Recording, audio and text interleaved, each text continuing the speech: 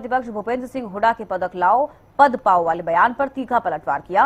महिपाल ढांडा ने कहा कि हर उपलब्धि में राजनीति करना उचित नहीं है और समझ से परे है कि वो ऐसा बयान क्यों दे रही हैं। उन्होंने दावा किया कि हरियाणा की खेल नीति देश की सबसे बेहतर नीतियों में से एक है। वहीं बीजेपी संगठन को लेकर उन्होंने कहा कि प्रदेश अध्यक्ष डॉक्टर अर्चना गुप्ता लगातार कार्यकर्ताओं से संवाद कर रही हैं। पार्टी का कैडर मजबूत है और नई टीम में अनुभवी कार्यकर्ताओं को जिम्मेदारी दी गई है। महिपाल ढांडा ने विश्वास जताया कि बीजेपी हरियाणा में एक बार फिर सरकार बनाएगी। के लिए हरियाणा सरकार में मंत्री महिपाल ढांडा मौजूद है। सर, हरियाणा न्यूज पर आपका स्वागत है। सर, सीएलपी नेता भूपेंद्र सिंह हुड्डा के द्वारा एक बयान निकलकर सामने आया है खिलाड़ियों को लेकर। हरियाणा की जो सरकार है वो खिलाड़ियों के लिए नहीं सोच रही है।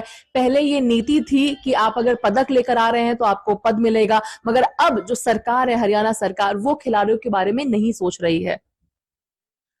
मेरी समझ से बाहर है कि चौधरी भूपेंद्र सिंह हुड्डा जी ऐसी बात क्यों कह रहे हैं।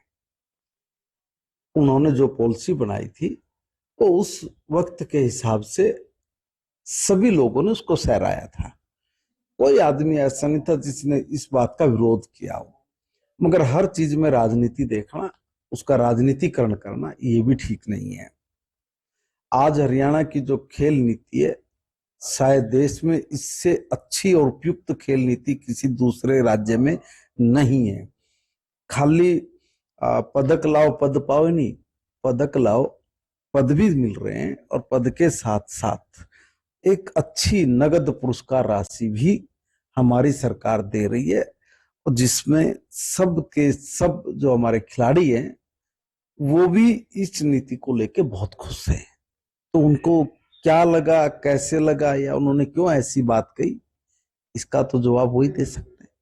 ठीक है सर, आपकी पार्टी की हम बात करते हैं। चूंकि संगठन लगातार और मजबूत किया जा रहा है, बीते दिनों नियुक्तियां भी की गई है। किस प्रकार से आने वाला जो दिन है, जो आने वाला समय है आपके संगठन के लिए रहेगा? क्योंकि कांग्रेस की बात की जाए तो कांग्रेस भी पूरे तरीके से अपने संगठन को मजबूत बनाने की कोशिश में जुटी हुई है।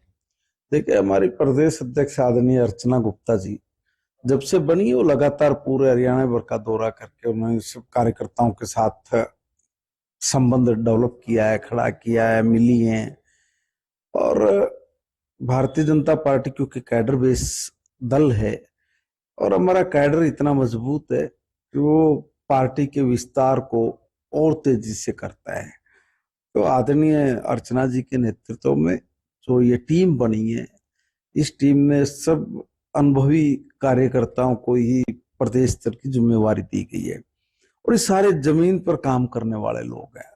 हर व्यक्ति ने बूथ पे काम किया हुआ है और जो व्यक्ति बूथ पे काम करके ऊपर तक जाता है वो हर चीज में से निकला हुआ होता है। और मुझे लगता है कि भाई ये जो टीम बनी है ये बहुत बेहतरीन हरियाणा में बीजेपी की टीम बनी है और ये भारतीय जनता पार्टी के विस्तार में बहुत कहूंगा कि ताकत लगा के आगे काम करेगी और भारतीय जनता पार्टी चौथी बार फिर से हरियाणा में सरकार बनाएगी। चौथी बार फिर से हरियाणा में सरकार बनाई है। ठीक है सर, एक सवाल, आखिरी सवाल। पार्लियामेंट सेशन, चूंकि मॉनसून सेशन चल रहा है, हर रोज मकर द्वार पर एक नाटक भी देखने को मिला है। फ्राइडे की अगर हम बात करते हैं, हालांकि हर रोज मकर द्वार पर कई मुद्दे भी उठाए जाते हैं, मगर पप्पू यादव जो बिहार से इंडिपेंडेंट सांसद, उनके द्वारा चंदा चोरी को लेकर एक नाटक, एक प्ले किया गया था। राहुल गांधी, प्रियंका गांधी वाला तमाम मौजूद थे। राहुल गांधी ने भी हिस्सा लिया उस नाटक में, जिसके बाद एफआईआर दर्ज किया गया है। कैसे देख रहे हैं उस नाटक? क्योंकि कहीं ना कहीं सनातन आहत हो रही है, ये दावा आपकी पार्टी के द्वारा की जा रही है। दावा नहीं है, बिल्कुल सत्य है।